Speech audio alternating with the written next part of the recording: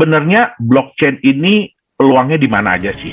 Tadi ingat ya, jadi di blockchain ini salah satu kata kuncinya adalah data itu tidak bisa dipalsukan. Data itu tidak bisa diedit, ya.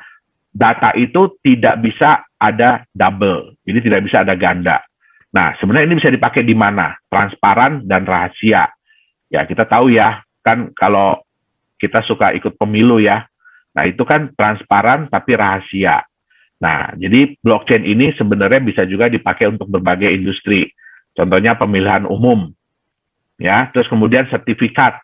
Kita tahu ya sering terjadi ya, oh sertifikat tanah itu bodong atau double, ya kan? Nah, kemudian juga hak kekayaan intelektual. Dan yang paling sering digunakan adalah untuk membuat sebuah aset digital atau mata uang digital, ya. Nah, siapa sih yang mencetuskan ya konsep mata uang kripto ini? Nah, itulah yang disebut dengan diberi nama Bitcoin oleh seseorang yang disebut Satoshi Nakamoto. Tapi saya bisa jamin ya, itu bukan satu orang dan dia bukan orang Jepang dan itu bukan nama dia. Ya. Nah, satu hal tadi yang saya bilang yang hebat dari Bitcoin ini, dari si Satoshi ini adalah dia berhasil menggabungkan 3 komponen utama. Kriptografi, ledger dan terdistribusi, dan teknologi blockchain. Nah, gabungan ketiga komponen ini ya memungkinkan Bitcoin bisa melaksanakan fungsi peer-to-peer, jadi transfer secara desentralisasi dan tidak dapat dipalsukan. Oke, kenapa Bitcoin muncul? Ya, Bitcoin muncul ini sebenarnya adalah sebuah revolusi, ya, dari ketidakpercayaan masyarakat dunia terhadap bank sentral. Ya, contoh kepercayaan itu apa?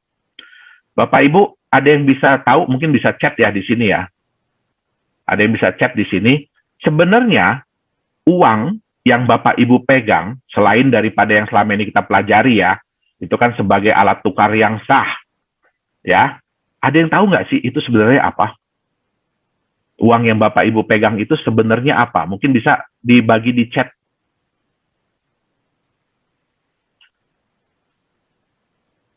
Uang yang Bapak Ibu pegang itu sebenarnya adalah apa?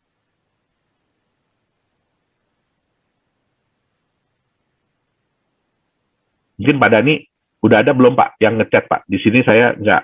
Oh, nggak bisa chat Pak Dani. Surat hutang pemerintah. Oh, udah ada yang muncul ya. IOU, pemerintah pinjaman, kertas yang tidak ada nilainya. Ya, betul. Pembayaran, ya. Ya, jadi benar itu yang dibilang hutang.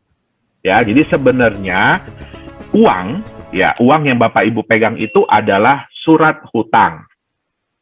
Ya, pertanyaannya adalah siapa yang berhutang? Ya, yang berhutang itu adalah orang yang bikin pastinya. Ya, jadi siapa yang menciptakan uang itu? Jadi seolah-olah kayak begini, ya, saya berhutang kepada Pak Dani. Terus kemudian saya bilang, Pak Dani, ini saya bayar pakai kertas ya.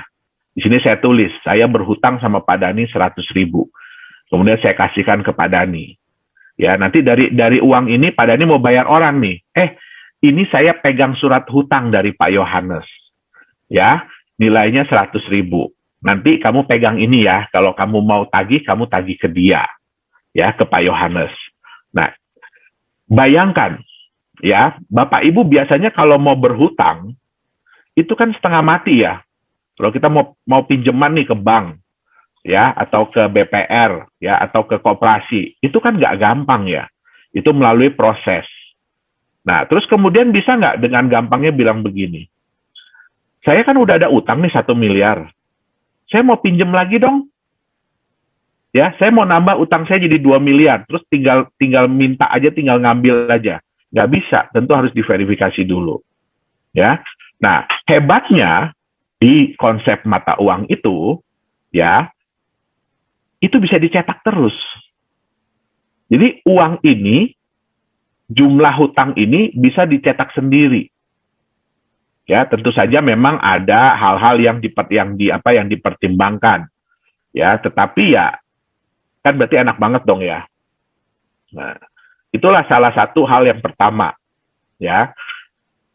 Ini juga muncul awalnya karena krisis, ya, krisis moneter, ya. Bapak Ibu sering baca ya, begitu ada krisis moneter biasanya mata uang kita itu anjlok, ya. Terus kemudian di Amerika kalau udah krisis moneter, ya bank sentralnya gampang aja ya, tinggal cetak duit, bagi-bagi lagi ke orang, ya kan? Apalagi Amerika, mohon maaf, ya, karena memang sekarang ini patokan mata uang dunia memang masih di US dollar. Makanya banyak negara yang berusaha untuk mengurangi kekuatan US dollar. Oke.